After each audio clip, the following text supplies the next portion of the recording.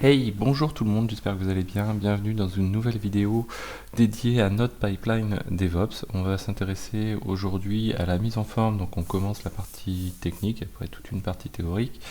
On va voir aujourd'hui la mise en place d'une première machine. Donc on avait vu toute notre infrastructure, donc si on revient lors des vidéos précédentes. Voilà ce qu'on avait vu. Donc on avait vu ça, c'est l'infrastructure cible. Nous aujourd'hui on va s'intéresser juste à installer déjà la machine un petit peu principale, le nœud central, c'est le Jenkins, ce qui va nous permettre en même temps de découvrir Vagrant et son réutilisation. Donc aujourd'hui on va regarder cette partie-ci. Donc l'installation de Jenkins, ça va être quoi? On va mettre au niveau VM 2 CPU et on va lui mettre un peu plus, on va lui mettre 3 Go de RAM de manière à avoir un petit peu plus de RAM que les autres, puisque le Jenkins va servir à builder, notamment en utilisant, on verra Maven, va builder notre jar, et du coup ça consomme un petit peu de ressources. Si on n'en a pas assez, sachant qu'il y a déjà le Jenkins qui utilise aussi Java sur la même machine, on risque de perdre la machine régulièrement. Donc l'idée c'est de mettre un petit peu de ressources, si on peut mettre plus tant mieux. On va lui installer, donc qu'est-ce qui est nécessaire dessus? Il nous faut Java, donc nous on installe default URE. Alors attention aux compatibilités. Nous on va faire en sorte d'utiliser Docker, notamment pour Maven.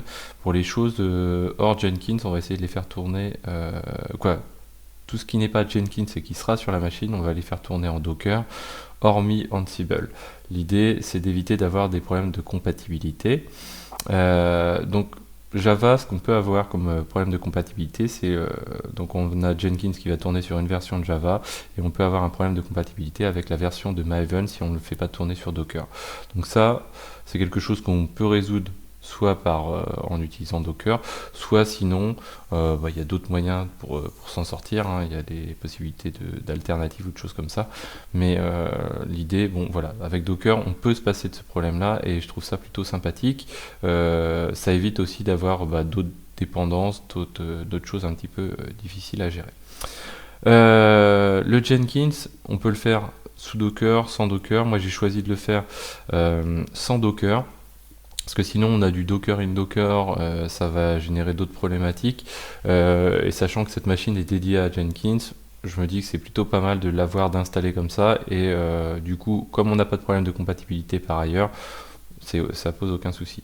On a ensuite Ansible, donc on va installer Ansible, on va installer aussi, pour qu'Ansible fonctionne bien, SSH Pass et GPG, ça c'est nécessaire. Cette machine aussi a besoin de Git, donc de manière à tirer les repos, les dépôts qui sont distants. Donc on verra, ils seront sur notre GitLab qu'on installera aussi, mais un petit peu plus tard.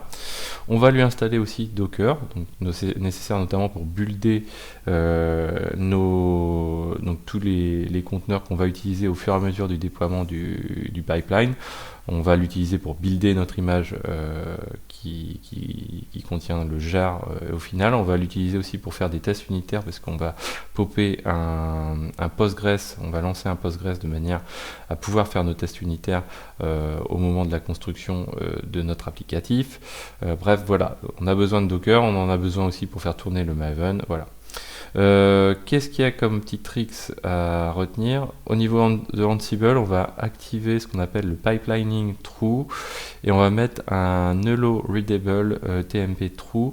Donc là, la deuxième partie, Hello Readable TMP true, c'est un répertoire qu'utilise Ansible pour fonctionner, pour faire tourner des scripts distants, et ça on va en avoir besoin notamment au niveau du déploiement du pipeline, lorsqu'on va utiliser le module Postgres, et le pipelining true aussi. Docker, ce qu'on va faire aussi, ce qu'il ne faut pas oublier, c'est de faire un user mode -petit a grand G du groupe Docker. Donc en gros, on fait rentrer le user Jenkins, qui est créé lors de l'installation de Jenkins, on l'ajoute au groupe Docker. Et puis, nous, ce qu'on va faire pour fonctionner, et donc ça, il faut le prévoir, c'est qu'on va fonctionner avec une registry qui est de type insecure registries. Pourquoi? Parce que tout simplement, ma registry, moi, j'ai pas envie de générer des certificats et de les rediffuser, d'avoir la problématique de les rediffuser partout. On pourrait le faire, hein, c'est pas très compliqué non plus. Mais là, l'idée, c'était de se passer de ce genre de petite intervention qui finalement n'apporte pas grand chose par rapport à toute la traîne pédagogique. Donc voilà, donc tout ça est à prendre en compte dans l'installation de notre Jenkins. Donc vous allez voir, on va le faire très facilement. On va repasser en mode voilà, ligne de commande. Donc je vous mets le lien dans la description. Vous avez donc dans le 1.9, on est sur la 9e vidéo, saison 1, on a deux fichiers. Donc un premier fichier, le vagrant file, un deuxième fichier qui est le script d'installation. Donc nous, on va récupérer les deux fichiers qui sont là. Donc on copie ça et on va les mettre un petit peu plus haut dans un répertoire vagrant dans lequel je me rends. Donc première chose, le vagrant file. Donc le vagrant file, donc je préfère plutôt que de le taper ligne à ligne, vous le montrer et l'expliquer. Donc première chose, ici les deux premières lignes ne sont pas forcément indispensables, c'est des lignes qui permettent de s'adapter à l'éditeur que vous avez, si vous avez du VI ou de l'Emacs ou autre. Donc le premier c'est pour l'Emacs, le deuxième c'est pour le VI, pour spécifier qu'on a une syntaxe de type Ruby, et ce qui fait qu'on a la coloration syntaxique qui est adaptée au langage qu'on a, puisque le vagrant file, je vous l'ai déjà dit lors de la vidéo précédente, mais c'est du Ruby. Donc on va fonctionner en boucle avec Ruby. On va créer une boucle sur un objet qui s'appelle vagrant, vagrant. On va on set un objet vagrant configure à 2. Donc 2 c'est on va dire une version de vagrant. Ça permet, donc ça c'est inévitable, on ne peut pas changer cette syntaxe là, il faut le placer de cette manière-ci. Ensuite on fait un do config, donc là on lance une boucle qu'on va terminer à la fin ici avec le end ici bien sûr. Donc là c'est du Ruby, hein, donc avec le double pipe et config. Donc en fait on va itérer des éléments sur l'objet config qui est lui repris par configure. Ce config, on va lui passer plusieurs choses. On va lui passer un define ici. Donc on va itérer dessus une nouvelle fois. Donc ce define, on va lui donner un nom. Nous on va lui définir comme nom py1 jenkins-pipeline. Ça va être aussi le nom de notre machine. C'est pas un nom super facile, mais voilà, c'est aussi le nom de notre machine. Ensuite, config, on a aussi un autre moment où on l'utilise. Donc là, on est toujours dans cette boucle. Donc l'indentation ne doit pas être tout à fait juste ici. On devrait être... que je dise pas de bêtises, comme ceci. Voilà. Donc, on a... Dans notre boucle do config, on utilise ici config define, config vm provision, ce qui va nous permettre de lancer un shell, et on utilise aussi cet objet là qui permet de faire du provisioning avec un script shell. Alors dans la boucle, dans la partie config vm define, on utilise une deuxième boucle ici, vous voyez, que l'on fait tourner sur P1 Jenkins. Et dans cette boucle P1 Jenkins, on va instancier, on va setter plusieurs éléments. D'une part, on va setter la box vagrant qu'on utilise. Donc si on regarde vagrant, j'en ai pas, c'est pas grave, on va ouvrir Firefox, on va mettre vagrant box, je pense qu'on devrait tomber, voilà. Ici, on a la liste de toutes les box. Voilà, ici. Et donc, on peut sélectionner, si on prend ici Ubuntu, par exemple, on peut sélectionner, vous voyez que c'est le nom qu'on va reprendre ici. Vous voyez même qu'on peut reprendre le code directement. Donc là, on dit simplement qu'on utilise une Debian Buster de type 64. On définit son hostname, donc P1 Jenkins Pipeline. On redéfinit, donc là c'est l'URL qui est utilisée pour aller récupérer la box, donc son URL c'est celle-ci. Et derrière, là très important, on va définir le network sur lequel on travaille, et plutôt l'IP en particulier de cette machine-là. Donc on définit le type de network. Donc nous on indique qu'on a un network, un private network. Ce qui va être, donc tout ça va être réutilisé. Vagrant ne fait que collecter ces informations-là et va utiliser VirtualBox derrière pour pouvoir générer la machine qui va bien. Donc là, nous on lui indique que cette machine-là, on veut que ça soit la 192.168.5.2. Et derrière, on va aller ici refaire une boucle au niveau de VirtualBox pour resetter plus d'éléments. Donc là, c'est plutôt la partie custom de notre VM en question. Donc on fait une boucle sur l'élément V ici pour notre provider qui est un provider de type VirtualBox. On pourrait avoir d'autres providers possibles.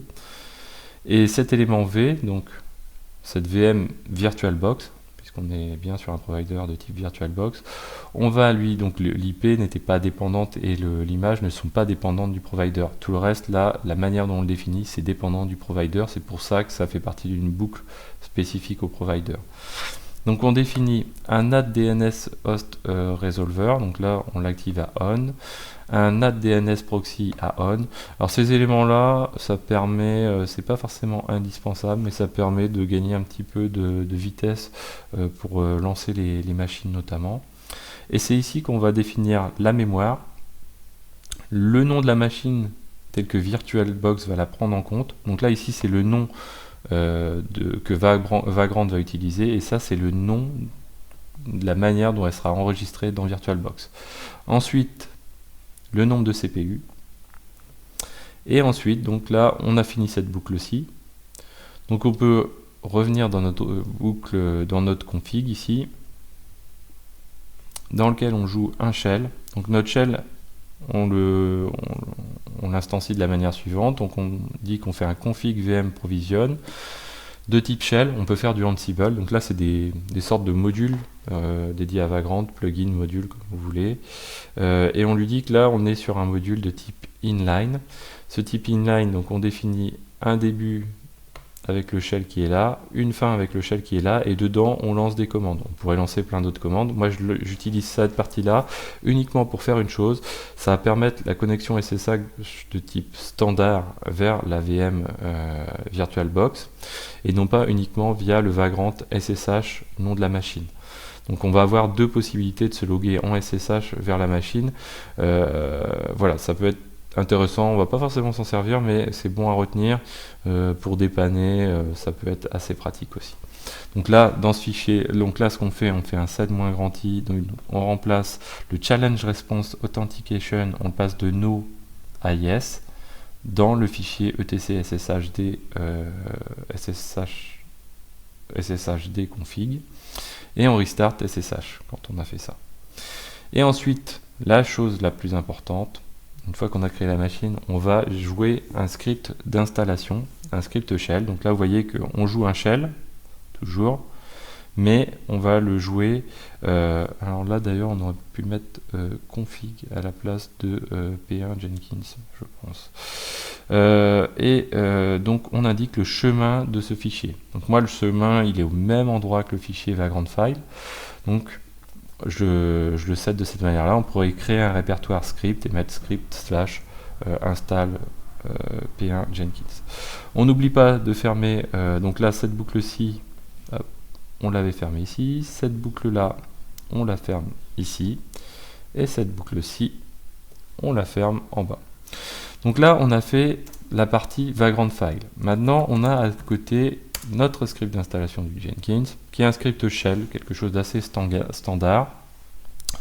Donc première chose, moi je commence par récupérer l'IP. Donc je suis le script shell, lui il n'est pas lancé de manière distante, il est là, on est sur la machine. Quand le Vagrant File en arrive à ce stade là, ici, la machine est provisionnée, existe et est lancée. Donc on peut se connecter en SSH dessus, et Vagrant est capable de lancer des commandes dedans. Donc cette partie-ci est lancée à partir d'un user, donc le user Vagrant qui est installé par défaut, qui est dans la machine. Et on installe donc on commence par faire un update. On lance ensuite un apt-get install -petit q -y, donc on installe git, ssh pass on a dit. Pour question de pratique, on installe wget, on installe Ansible, on installe GNU PG2 pour GPG, on installe curl, et là on a déjà mis git, on va pas le mettre deux fois. Voilà. Alors curl et wget, essentiellement c'est pourquoi? C'est parce que Ansible, on peut lui permettre de télécharger des paquets, des fichiers à partir, on va dire, du master Ansible qui sera notre Jenkins, pour les déployer vers les autres machines, ce qui peut permettre aussi de gagner un petit peu de temps. Donc là je fais un écho à chaque fois hein, pour avoir une trace. Alors je mets des -QQ et j'essaye d'être le moins verbeux possible, donc avec du dev nul, de manière à ce que lorsque Vagrant va lancer son Vagrant file, je vais avoir qu'une notification de ces éléments là pour savoir où est-ce que j'en suis, tout simplement. Donc là ensuite j'installe Java et j'installe Jenkins. Donc pour installer Jenkins, j'ajoute le dépôt, la clé Jenkins, j'ajoute le dépôt Jenkins. Ensuite je fais bien sûr un update pour mettre à jour encore ma machine avec le dépôt Jenkins. Ensuite j'installe Java et j'installe Jenkins toujours en mode quiet le plus possible et avec un -y pour pas avoir de prompt qui s'affiche, puisque par défaut sur Debian si on fait un apt install et qu'on passe pas le -y, il va nous demander de confirmer l'installation. Une fois l'installation réalisée, on s'assure qu'on fait un systemctl enable Jenkins de manière à faire en sorte que si la machine reboot, on lance bien le Jenkins à chaque fois, et on fait un systemctl start Jenkins. Ensuite, on customise notre Ansible. Donc, ce qu'on fait, c'est qu'on va éditer notre fichier Ansible CFG une première fois pour activer, on avait dit, le pipelining.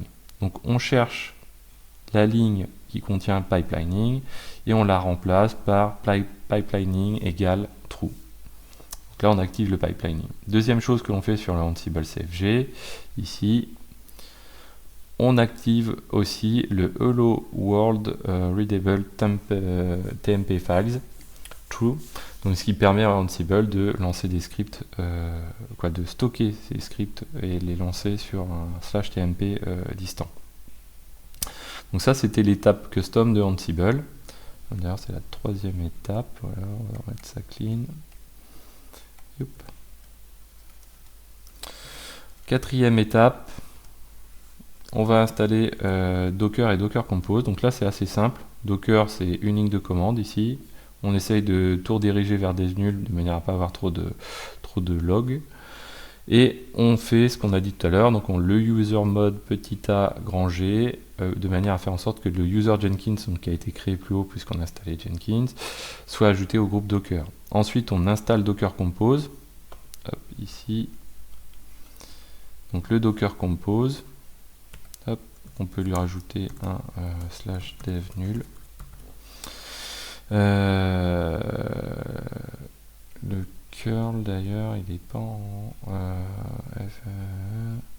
si ça doit être bon.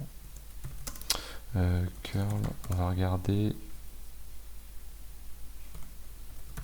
Est-ce qu'il est en /quiet? Quiet mode c'est -s, ouais, c'est bien ce qui me semblait, c'est qu'on l'a pas mis. Hop, ici on va rajouter petit s ici, voilà, donc de manière à l'avoir de manière quiet. On fait, donc on place, on télécharge, on installe pardon, avec un curl le binaire de Docker Compose et on le place dans usr local bin Docker Compose et ensuite on fait un chmod dessus pour le rendre exécutable. Après on va faire en sorte, donc je vous avais dit que notre registry elle soit tout simplement de type insecure. Donc pour se faire ça, donc notre registry, c'est très simple, ça va être la machine, hop, 5.5, voilà. Elle va écouter sur le port 5000, donc on crée, puisqu'on a déjà installé Docker, on va éditer un fichier dans etc docker daemon.json, et comme on modifie Docker, donc le démon Docker, on fait un systemctl daemon reload, et on restart Docker à la suite. Et là, à la fin, on a installé notre Jenkins. Donc là, maintenant, on a fait le plus dur. Le plus simple reste à faire. On fait un vagrant up. Et là, Vagrant va se lancer. Il va télécharger l'image si elle n'est pas déjà téléchargée et il va jouer son installation. Ce que je vais faire, comme ça va être pas mal de temps, je vais mettre la vidéo en pause. Donc là, on va voir si la machine, on va voir le début du lancement du script. On va laisser juste le provisioning de la machine s'exécuter et voir si le script se déroule bien, et après je mets en pause.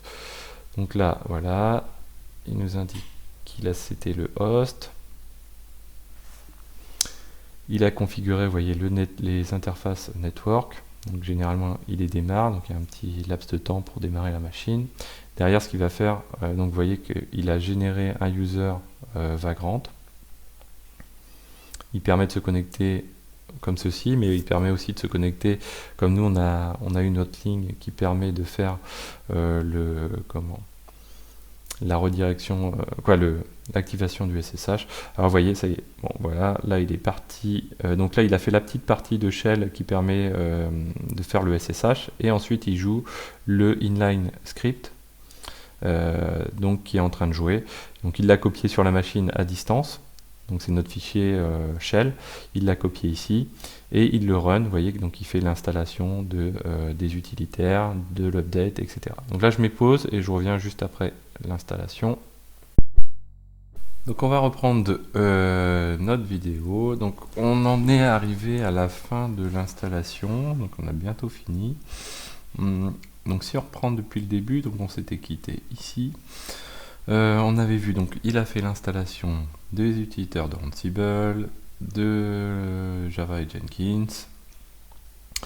Ensuite, il a fait le Ansible Custom, le Docker Compose et le Docker. Donc c'est ce qu'il a. Donc là, vous voyez que même si on essaye d'être le moins verbeux possible, il y a quand même du log qui ressort. Donc on voit même ce que fait l'install de Docker. Donc il télécharge la clé GPG, il installe le dépôt Docker, il fait un update ensuite, et ensuite il installe Docker CE. Ensuite, donc là c'est du Go, donc ça doit être l'installation de Docker Compose qui nécessite du Go. Et ensuite, donc on arrive à la fin. Alors on a un souci ici, donc on va aller l'examiner sur la machine. Alors, Vagrant SSH, donc notre nom de machine on le copie. Vagrant SSH, le nom de notre machine, ce qui nous permet de nous connecter à la machine. Voilà, sudo-s, et je crois que ce qui n'a pas bien démarré, donc service docker status, voilà. Donc c'est la dernière commande qui plantait, c'était tout simplement le démarrage de Docker. Si je fais un start, on va avoir un message d'erreur. On va avoir un message d'erreur. Et je pense, je sais même déjà, donc reflex less /var log syslog. Comme on est sur le démarrage d'un service, globalement, on va se retrouver facilement ici. Et voilà, un valide caractère dans etc docker daemon json. Donc je dois avoir une coquille dans ce que on lui a passé. Donc etc docker daemon json, on va dedans. Ah, j'ai pas vim. Ok, pt install vim. Bon, il y a le -y, donc ça nous éviterait ce problème là. Et donc on va y arriver. Voilà, daemon JSON, effectivement on n'est pas au format JSON. Il doit nous falloir ceci, je pense, et être comme ça. Je pense que ça doit être quelque chose de ce goût là. Non, c'est pas ça. Alors, ce qu'on va faire docker insecure registry. Hop, il va nous dire, voilà, 2 points. C'est quoi la différence? Hop. On va coller en dessous, insecure registries. Ah ouais, ok, d'accord, c'est le double quote à l'intérieur. Donc ça, il faut que je le corrige dans l'installation, mais ça va être pas très compliqué. Donc ici, le double quote ici, on relance Docker, hop, j'ai loupé un truc, qu'est-ce que j'ai loupé? Ah, c'était à l'intérieur des crochets. Ben oui, c'est une liste, c'est pour ça, bien sûr. Ok. Hop, donc on vient le code qui est là, on met celui-ci ici, celui-ci ici, hop, hop, hop, Docker start. Ok. Donc ensuite, ce qui se passe, c'est qu'on va avoir donc notre Jenkins, donc service Jenkins status, notre Jenkins qui tourne. Super. Donc on va le lancer. Donc on va se rendre sur donc Jenkins par défaut c'est le port 8080, donc on prend notre IP 192.168.5.2 c'est quoi notre IP? Hop, notre IP .5.2 168.5.2 sur le port 8080. Hop, donc là on va arriver sur notre interface Jenkins et il nous dit il faut initialiser le password pour pouvoir l'activer. Donc on récupère, donc vous voyez j'ai copié juste le lien et on compile le contenu du fichier simplement, qu'on va aller coller ici et on clique sur continue. Je sauvegarde rien, installe ce plugin suggest et là j'espère que ça va aller assez vite.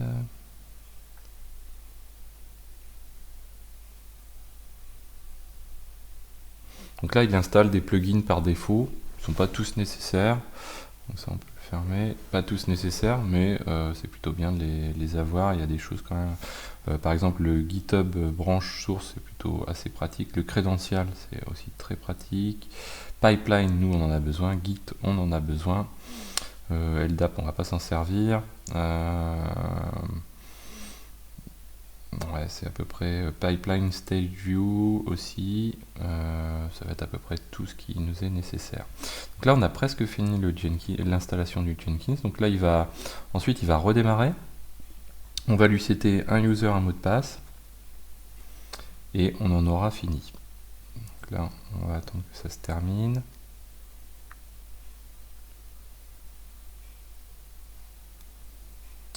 Voilà. Donc en même temps, ce qu'on peut faire, c'est aller regarder notre install. Hop, registry. Ah bah pourtant je l'ai bien, le double coup. Ah ok. Donc il va falloir que je les échappe comme ceci. Hop, voilà. Voilà. Comme ça sera mieux. Et donc, vous allez pouvoir retrouver dans le lien qui sera dans la description. Donc, du coup, on va avoir on va le faire comme ça, voilà. Vous allez avoir des répertoires numérotés. Ces numérotations correspondent aux vidéos et un répertoire principal qui contiendra le vagrant que je vais faire évoluer au fur et à mesure des vidéos. Donc, normalement, au bout d'un moment, il sera complet et il contiendra tout. Donc, ce sera vraiment la base si vous voulez repartir de quelque chose.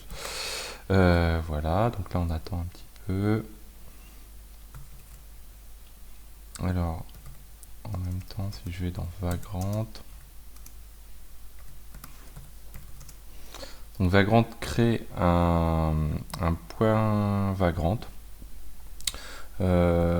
qu'il est plutôt intéressant de ne pas guider si vous voulez stocker les choses.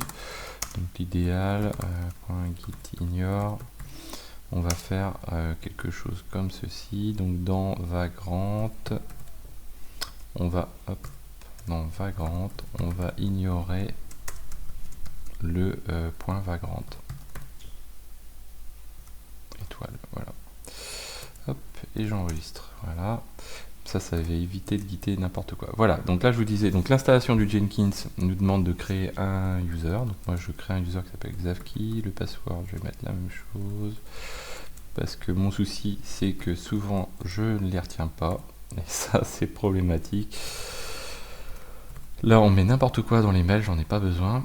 Et là, je save et continue. On pourrait continuer en étant sysadmin, non, en étant admin, pardon. Et save and finish. Ok, start using Jenkins. Et voilà. Donc là, on est logué en tant que Xavki. Si je me délog, je teste. Et je me connecte. Voilà. Donc nickel, on est prêt à utiliser Jenkins et on a notre Jenkins qui tourne. Voilà, donc j'espère que cette vidéo vous a plu, elle a été un petit peu plus longue. J'espère qu'elle vous a plu. N'hésitez pas à en parler, à mettre des commentaires, à me dire comment vous auriez fait. Et je vous dis à très bientôt sur Xavki.